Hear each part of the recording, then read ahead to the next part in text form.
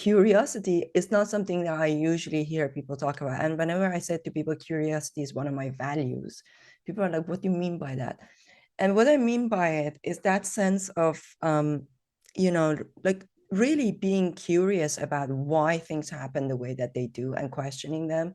And that's the thing that makes you, drill through the wall and go under and, and go around it, right? If it wasn't for that curiosity, I wouldn't be here today.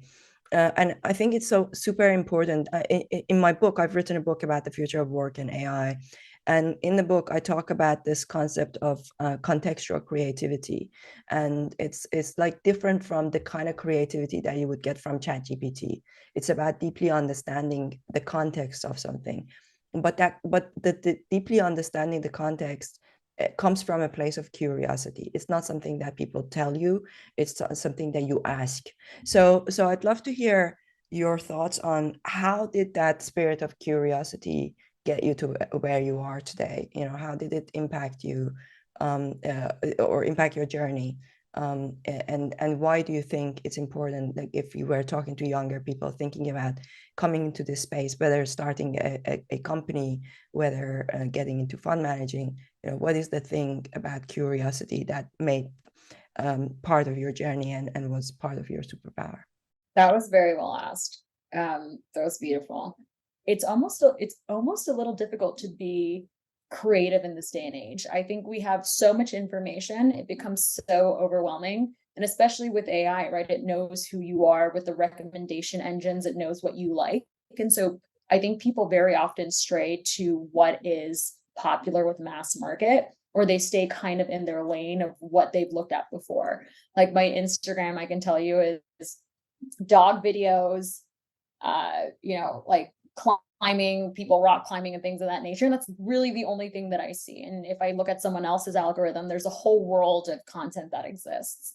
And I often challenge people, when people are like, oh, we read this book, or they're on lists or things like that. I think everyone in theory wants the best of the best. And so everyone just runs to the thing that everyone says is the best.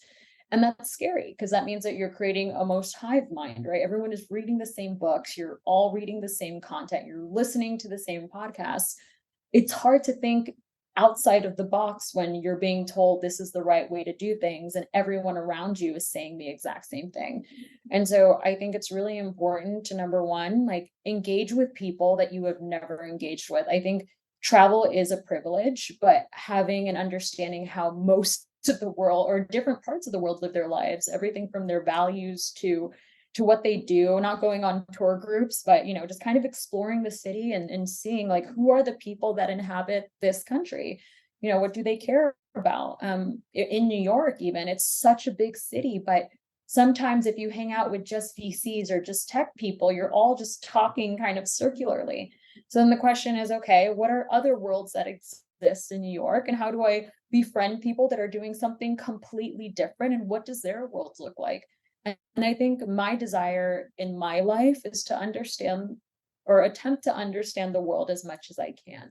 And that means asking a lot of questions. That means reading and doing like the most random of things. It's consistently pushing myself to understand like what else, or what if, or if I believe this, what is the opposite of what I believe, and why do people believe that, and what is kind of the way through that. And I think how that funnels into entrepreneurship is, at least for me right now, very rarely do I find an idea that I think is net new and truly very an innovative or different way of thinking through something.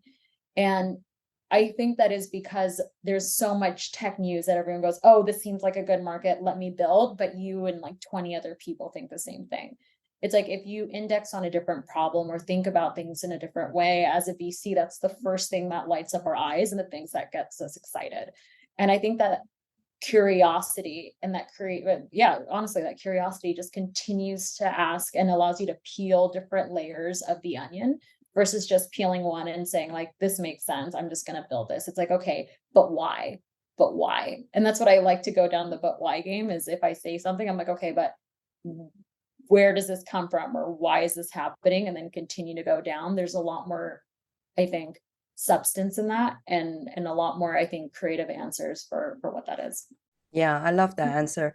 And you're right about that there's just so much happening that's really hard to come up with an original idea. And sometimes it's not necessarily about being original. It's about taking what is already there and making an improvement, even a small improvement, but that small improvement could make a big difference.